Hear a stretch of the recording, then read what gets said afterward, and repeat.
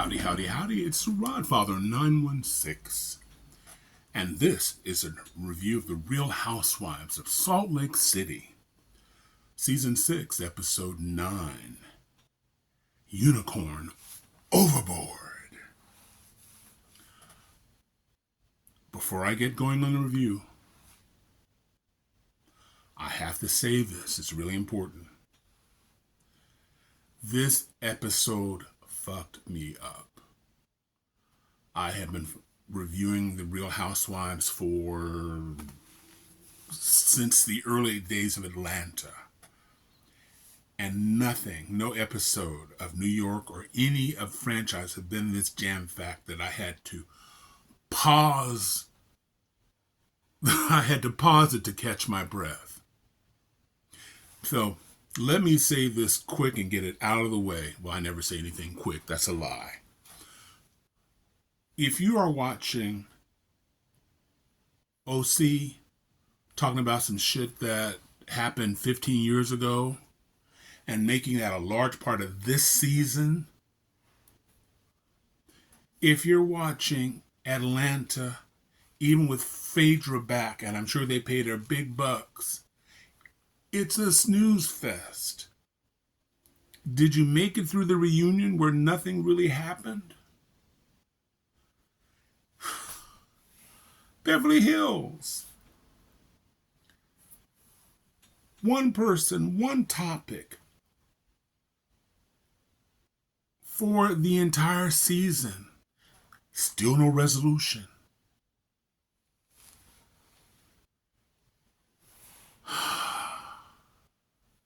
Love and Marriage Huntsville, or the Love and Marriage season. No creativity, nothing new. I stopped watching it several years ago, but there are certain people who they have hope that something will come, but it's the same old bullshit.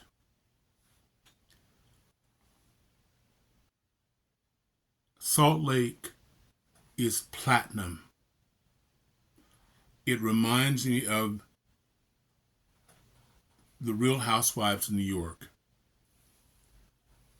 They fight, there's resolution. They fight and they fight hard. They fight nasty, there's resolution.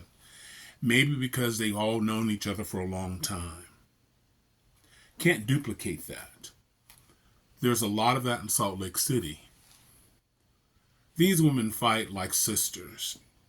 You got a narcissist, you got one that's wacky, you got one that is just completely off the hook. You have a simmerer, you have a narcissist, and you have one that plays it in the middle of the road. She's sort of the gooey center that sort of brings everybody to the table. They have fights, it's resolved, then they have a new fight, and that's resolved. But like families, like the best of families, there are people who just don't like each other. You can have sisters and brothers and siblings who just don't like each other. And they get together and they try to hold together, and then one says something to trigger the other one. This is the Real Housewives of Salt Lake City. I turned a friend on it and he said, oh, there's so much conflict and so much fights. I said, well, this is the cornerstone of reality TV. Reality TV is all about conflict. It's not about church revivals or Bible studies. This is Real Housewife. But this episode blew me away. And so if I use a lot of salty language, I'm saying salty, am I aging myself? Forgive me. Rodfather has lost his way. But there's going to be salty language tonight, so I just want to prepare you for it. So let's get the fuck going. The episode started. There were remnants of the love from the fight before the last episode, where Brittany said that she saw Meredith's husband Seth on TikTok, and he was having an affair. There was another woman. And while Meredith said, I don't really care, you're just nasty to me, because she's never liked Brittany. There will never be love between them. Brittany may try, but Meredith is not the one. She's not going to tell you to fuck off until she has to tell you to fuck off. But she's a smolderer. She takes it in like, nothing. Nothing, nothing, nothing, nothing. I'm perfectly all right. I'm not going to let that person bother me. So we start the episode with yoga, quickly moving on. It's time for breakfast. It's the last day on the yard. And let me just remind people, if I haven't, this show is I forgot what you call them, a cross show. It will be on Down Under. So you have 3 days or 3 episodes on Salt Lake City and another 3 on with Captain Jason on Down Under. Fantastic. So we're going to see it from the women's view, and then we're going to find out from the staff and the cooks, because they're like all in shock. Like, where are we? I'm afraid to go outside. They're screaming. We think they're going to kill each other. So what we want to see this, especially what Stacey has to say, because she's so sweet. So anyway, it's breakfast. Last breakfast on the ship. Last one to come in is Meredith. And she sits right next down to Brittany. And she takes her hair and she flips it in Brittany's face, and she proceeds to talk about Brittany. But she's really pissed at Whitney because Whitney knew about the TikTok video. And since they have history together, it's like, how come you didn't come tell me? And Whitney says, look, this was easy, Meredith. When she showed me the video, I said, you need to either don't talk about it, but if you're going to talk about it, there's going to be trouble. And if you don't bring it up and just let's squash it, I'm going to tell Meredith myself. So Meredith is kind of okay with that. You know, it's okay with that, but she's pissed. And she's very angry, but she's talking with her back again. Her back is facing Brittany, and she's pretending Brittany's not there. And she's going on and on and on. And at one point, you know, other people are trying to calm it down, trying to bring it down. This is the last day, you know, we should, you know, kumbaya. Kumbaya, my Lord. Should be that kind of day. You know, we fought on the boat, off the boat, around the boat. Let's just enjoy the breakfast. But Meredith's not feeling that. Meredith's basically saying, listen, if you back her, forget about me. I'm paraphrasing. She didn't use those exact words. But that's how much she hates Brittany, and she will never like Brittany. So, anywho, and Bronwyn is not a fan of Brittany either. So at one point they go, everybody's doing their own thing, and Brittany and Bronwyn are sharing the same room, and they have that stupid unicorn with Jarrett's voices on it. And Bronwyn says, what do you think if we just throw this overboard? And Meredith goes, yes. Yeah, let's do it. You know, I can't throw Brittany overboard, so this is the next best thing. The uniform will have to do, the unicorn. And they throw it overboard, and it's in the sea. And I forgot to add, they were in costume, so nobody could, you know, identify them. So at breakfast, it's just pandemonium. Meredith's trying to calm down. Whitney, out of desperation, looks to Mary and her infinite wisdom. and says, Mary, you're a wise person. What do you have, can you basically do something? Say something inspirational? Mary's like, she basically said, listen, if God came here and told these women to calm down, they would they probably cuss out God. Just get me on a plane, let me go home. so they're getting off the board, and Captain Jason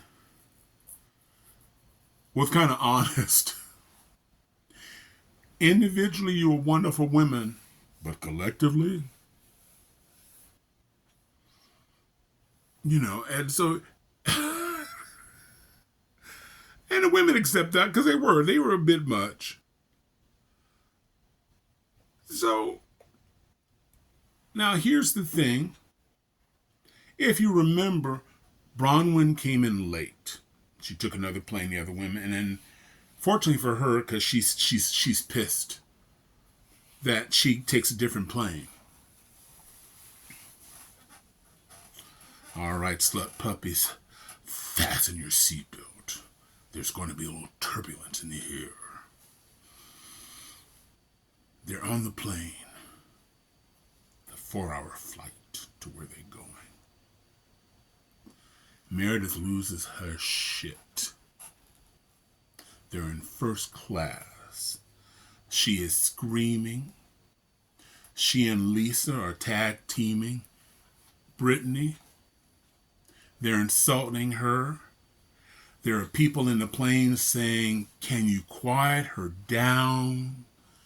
But Meredith has lost her fucking shit. Didn't care.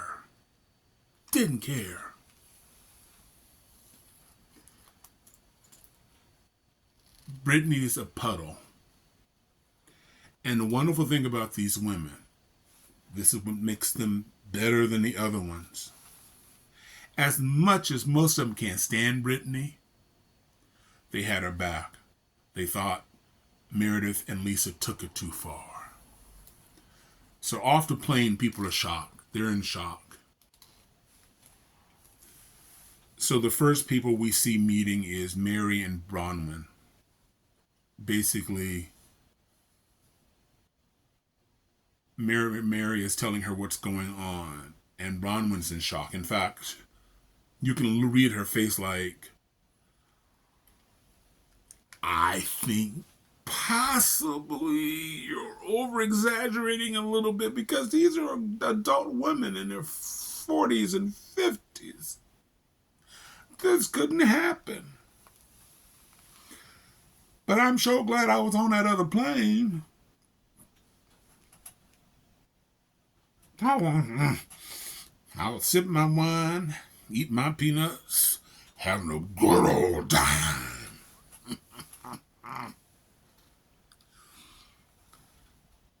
So, next meeting we have Bronwyn now meeting Whitney. And Whitney's confirming everything that Mary said and more. But Bronwyn had a little more to add to it. Apparently, while she was gone, her husband Todd was spotted on the plane looking at women's pictures. Now, I kind of get it. Salt Lake is not New York. It's not the Potomac. It's not even Atlanta. These women are the hottest commodity in Salt Lake City. These women are on every week and they're making the news and they're doing all the talk shows. This is the home of celebrity. The Bravo Salt Lake City women. Now, if they were in New York, Beverly Hills, they'd be going, who are these women? Harper, who are these women? Nobody would know. But in Salt Lake City, they're like, We saw Lisa Barlow. So these women are under the microscope more than the celebrities are because of where they live. It's like I'm in Sacramento. I used to be in San Francisco. If a C-rated celebrity walks the streets of Sacramento, Sacramento loses its mind. In San Francisco, kind of like New York, celebrities walking down the street, people go, oh, that's such and so. So and so. Oh, yeah, yeah. Not a big thing. So if there was a real housewife in San Francisco, these women would be, who? Meredith Gay? So Meredith is gay. So back to the story. Is Todd cheating on Bronwyn? She doesn't know quite what to do. She told him to stay at a hotel. Not to come home. She and Whitney are about the same age, and they both, what they have in common, they're married to older men. And Whitney admits to us on TV, hold on to yourself, that she and Justin have an open marriage. In fact, if Whitney wants to see somebody, have a little something going on with somebody, ain't nobody, ain't important to me as long as I...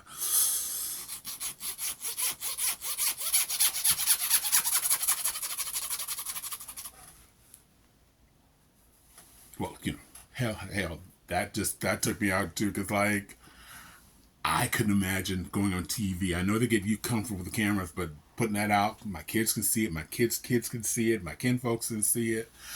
I know Whitney open, but jeez. And calmly, Ron was like, well, I could see that if we had some kind of an agreement, him being an older man and all.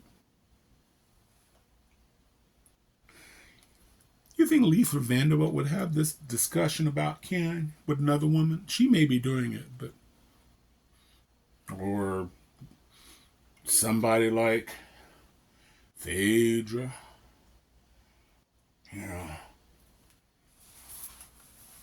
This is Salt Lake City Housewives. Okay? Let's be correct about it. This is Salt Lake City Housewives. So meanwhile, we got Meredith. We have Heather meeting with Lisa. Lisa comes up an hour late, which says everything you want to know. When somebody comes an hour late and they don't call ahead, that's a big, you know what I'm saying? I just don't really want to be here. So she brings up what's going on. And for a while there, I felt bad. And I'm sure some of you who watch the show felt bad that it looks like every week they're piling up on Lisa. But Lisa is a narcissist. She sort of has it coming. She says she's better than everyone else, even though she's being sued. And accountability is not something she does unless she's cornered. And so, even though Heather was asleep part of it, she was woken up by the kicking of the seats, the pulling on the hair, the spilling of the drink, all of which Lisa denies. That never happened. I don't know what you're talking about. I was just trying to get her to calm down. Well, all the other women have different accounts. And Heather says, I was there. And Meredith going, how come you're blaming me? Because, that's a narcissist. Why are you blaming on me? Why? I'm always a victim. How come you always... And that wasn't what Heather was saying at all. This is what I saw. You're trying to tell me what I saw I didn't see. Like you're trying to gaslight me, and it's not working. And Lisa wasn't hearing it. Now, I find that friendship early because those people who've been around since season 1 knows that Heather wanted Lisa's friendship for years, since school. Lisa was at the popular table. Lisa's charming. Got to give it to her. Baby gorgeous, she calls herself. Um,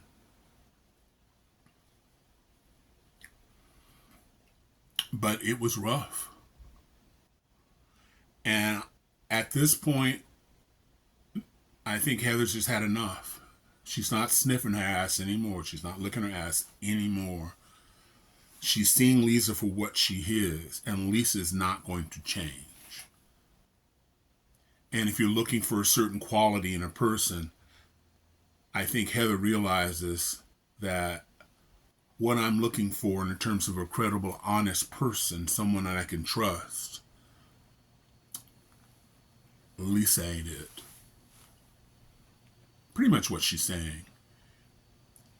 So it's over. They don't have much to say. Then we have our final meeting with Mary and Meredith. And Mary is very calm. And she loves Meredith. They have a history. You know, Meredith has supported her when other people didn't support her. Are they super close friends? Are they touchy-feely like Angie? No. But Mary will defend Meredith until the end. And like Lisa, she denied what took place. As far as Meredith is concerned, her little outburst wasn't much. You know, she only spent, only a half an hour, and she questioned Mary on where she was sitting. How could you hear about that? Well, Mary is sitting in the row across the aisle, one seat down. It's not like she's on the other side of the plane. As Meredith said, how could you hear all of this? Gonna everybody. And she's being soft. She's not being direct as we know Mary Crosby is. She was being soft and gentle. She didn't really accuse her of anything, but she wanted to see if there's going to be any type of reconciliation on Meredith's part, because she too, who cannot stand Brittany, is on Team Brittany in this case. And so the issue is, Mary says in the confessional, if somebody doesn't take accountability, there's no growth. Now, she didn't say she was ending the friendship, but I'm sure she's thinking a lot about it. This episode, ladies and germs and lady, was probably the single best episodes of any Housewives I've ever seen. It left me breathless to the point I had to take a break. And when I took a break, I realized I was only halfway into the show. Like, what the fuck? I'm going to have to zip up my shirt. Y'all seeing too much, and I've been cussing too much, and I need to get in touch with.